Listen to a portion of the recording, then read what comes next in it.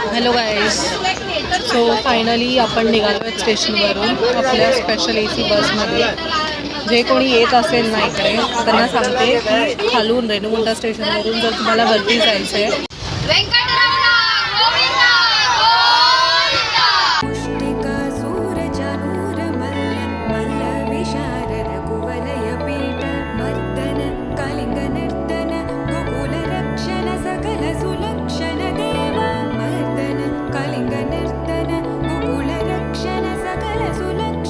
गाईस, मस्तपैकी पाऊस पडतोय. मला दाखवते बघा तुम्ही. एक नंबर सुंदर वातावरण झालंय. सगळीकडे ग्रीनरी. बापरे, अशी ग्रीन झालं सगळं.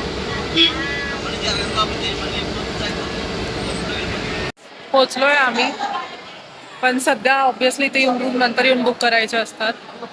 सो आम्ही सध्या लॉकर घेतले. सध्या आता इथे लॉकरमध्ये राहतोय सगळ्यांसोबत. आम्हाला बॅग्स ठेवायला लॉकर भेटले आहेत. आज संध्याकाळी जाऊन लाईन लावणार आणि मग तेव्हा आम्हाला. सो आज फक्त आय गेस आम्ही फिरणार आहोत इकडे, बाकी काही नाही. बाकी it is going to be normal. So मी तुम्हाला दाखवते हा लॉकर कसं आहे आणि मग बघूया नेक्स्ट डे. सगळे मला टक्कल व्हायला लागले आहेत. सगळ्यांचे चेहरे बघून घ्या. टक्कल झाल्यावरती कोणीच चांगलं दिसणार नाही. तर टक्कल झाल्यावर खूप वेगळा दिसेल. सेकंड, हे थर्ड, हे एक, दुसरे, ते एक. रेडी झालोय आता. Plan cancel. मंदिरात नाही जातात आम्ही. काय खातोय आपण? मंचुरियन राईस खातोय आम्ही. नसीब में लिखा हुआ रहता है मंदिर में का खाना, ऐसे ही नहीं मिलता है.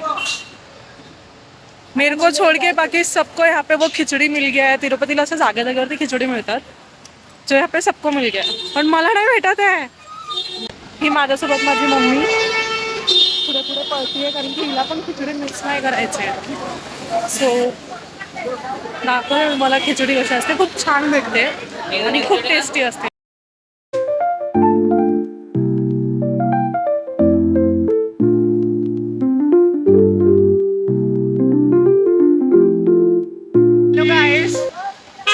तुम्ही बघितलं तर आम्ही खिचडी खाल्लो, खूप छान वाली. बघितलं ना किती गर्दी होती खिचडी खायला. माझ्या भावाने सुद्धा 2 प्लेट वरपले आहेत. सो आता आम्ही फ्री दर्शनचे टोकन्स बघायला जातोय. तुम्हाला दाखवतो तिरुपती किती सुंदर आहे आणि इकडे वॉकिंग डिस्टन्स वरती सगळं आहे. सो दॅट तुम्ही वॉक करत गेलात तरी खतम.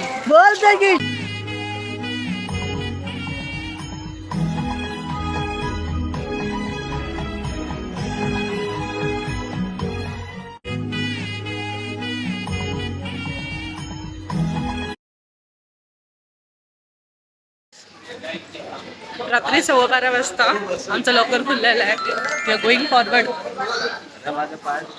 चलो चलते. एवढी गर्दी आहे फ्री दर्शनला. जर तुम्हाला यायचं आहे in the month of June, विचार करून या, तिकीट बुक करून या.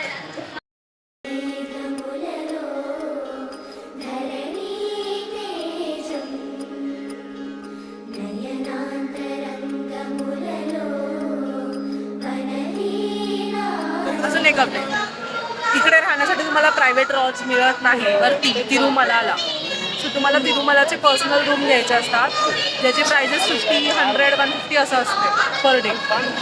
सो जर तुम्ही येत असाल तर तेही बुकिंग करा ऑफिशियल वेबसाईटवरून. जर नाही झाली असेल तर त्याचीही लाईन आहे. तिकडे पप्पा आणि माझे काका लोक गेले आहेत. सो तिकडे ॲक्च्युली युजली लाईन जी आहे सकाळी 4 वाजता चालू होते, पण मे बी आपल्याकडे आज रूम अवेलेबल्स आहेत म्हणून आम्हाला ऑलरेडी चावी मिळाली असं आम्हाला कॉल आला. पण आम्ही रूममध्ये जाऊ नाही शकत बिकॉज आम्ही लॉकरमध्ये अडकलो. जेव्हा आम्ही रूममध्ये जाल तेव्हा तुम्हाला रूम पण दाखवतो. गाईस, एवढं होऊन सुद्धा आमची काकू काय म्हणते माहिती आहे, आपण दर्शनला जाऊया. जर मोबाईलसाठी कोणी बाहेर काढलं तर आपले मातोश्री त्यांच्या तिकीट आहे त्यांना बाहेर काढायचं, पण त्यांना नाही माहिती की असं काही नाही होत. ते तुम्हाला पुढे कळेल. पण स्टील काकूची अंधश्रद्धा आहे. आम्हाला टोकन मिळणार आणि त्या सगळ्यांना आश्वासन देत आहे. बघूया पुढे लेट्स सी. Stay connected. हा स्कॅम केला हे बिचारे लोक जे विश्वास ठेवत आहेत. किरण एक छोटस तिकडे, हे आमचे दुसरे गाई ओळखत असणार. वा हे बघा सगळे झोपलेले आहेत लॉकर मध्ये बिंदास.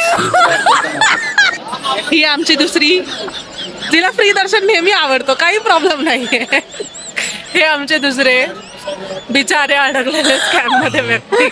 Hi guys, welcome back. थोडं अननोन जागेवरती आहे, लॉकर मध्ये बसलोय आम्ही. सांगते काय झालं, आमच्यासोबत खूप मोठा स्कॅम झालेला आहे.